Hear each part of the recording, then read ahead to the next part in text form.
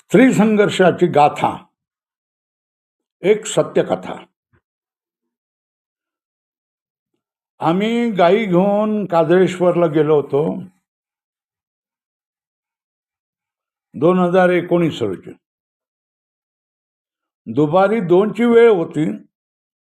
मी अर्धवट झोपेत होतो. एवढ्यात स्वामीजी स्वामीजी उठा, आम्ही आलो आहोत अशी हाक आली. मी जागा झालो. पाहतो तर एक स्त्री तिच्या 2 लहान मुलासह उभी होती. तिला बसायला सांगितले, प्यायला पाणी दिले. ती म्हणाली, आम्ही आत्महत्या करावयास निघालो आहोत. आता जीवन नकोसे वाटते. जाता जाता देवाला नमस्कार करावा म्हणून तुमच्या पाशी आलो आहोत. मी तिला विचारले, आत्महत्या कशासाठी करणार होतीस बाई? तिने सांगितले, माझा नवरा काम करत नाही, पैसे आणून देत नाही, दारू पितो आणि मला मारझोड करतो.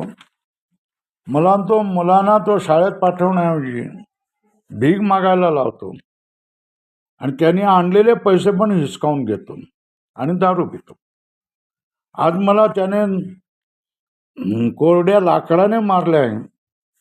आज मला असह्य झाले म्हणून मी रागाने बाहेर पडले. आता मला जगायचे नाही. ही महिला अत्यंत निराशा आणि त्यातून आलेल्या तणावाखाली होती. काय करावे हे तिला कळत नव्हते. सगळ्या ताणतणावामुळे सकाळपासून तिच्या आणि तिच्या मुलांच्या पोटात अन्नाचा एक कणही गेला नव्हता.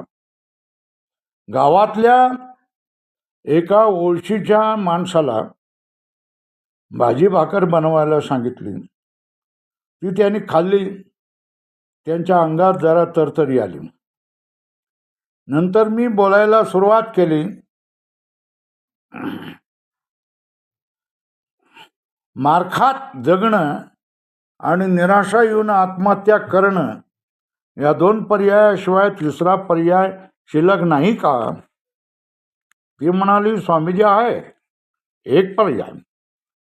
येथून नवऱ्याच्या तावडीतून कसेबसे सुटून जायचे, सरळ पुण्याला जायचे, काही कामधंदा पाहायचा आणि आपले पोट भरायचे. असा एक मार्ग मला दिसतो. मी म्हणालो, तर मग देवाची शपथ घे, मी आत्महत्या करणार नाही. मी संघर्ष करेन. मी कुठेही दुसरीकडे जाईन आणि माझे आणि मुलाचे पोट भरेन. माझ्या सांगण्याप्रमाणे तिने शपथ घेतली. स्वामीजी, खरोखरच मी ह्याच्या पुढे आत्महत्या करणार नाही. आत्महत्या करावीशी वाटते असं मी विचारही करणार नाही. नंतर ती म्हणाली, स्वामी, आम्ही नेसत्या वस्त्रांनिशी घराबाहेर पडलो आहोत. पुण्यापर्यंतच्या तिकिटाचे पैसे देखील आम्हाजवळ नाहीत. तिला 2-4 कांबळी दिली. माझ्या जवळच्या साधक लोकांनी पैसे गोळा केले. 2-3 हजार रुपये गोळा झाले. ते तिला दिले. तिला अमरावतीला रिक्षामधून पाठवून पण दिले. पुण्याला गेल्यावर जुन्या कपड्याच्या बाजारातून तिच्यासाठी मुलांसाठी जुने कपडे घ्यावयास सांगितले. आवश्यक ती भांडी घ्यावयास सांगितली. बरोबर 10-12 किलो पीठ बांधून दिले. पुण्याला तिच्या ओळखीची खूप माणसे होती. त्यांच्या साहाय्याने तिने एका कंपनीमध्ये नोकरी धरली. मुलांनाही काही काळ हॉटेलात नोकरी लावली. 1 महिन्यानंतर कंपनीने तिला ब्रेक दिला.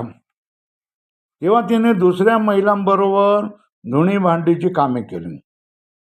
अशा तऱ्हेने तिने आपल्या जीवनासाठी संघर्ष मांडला. पुढे तिचा संपर्क तुटला. ती कसे जीवन जगत आहे, काय करत आहे याबाबत काही कळले नाही. पण तिच्या धाडसाचे मात्र राहून राहून कौतुक वाटते. प्रयत्न करून संकटावर मात करण्याचे तिचे धैर्य कौतुकास्पद होते.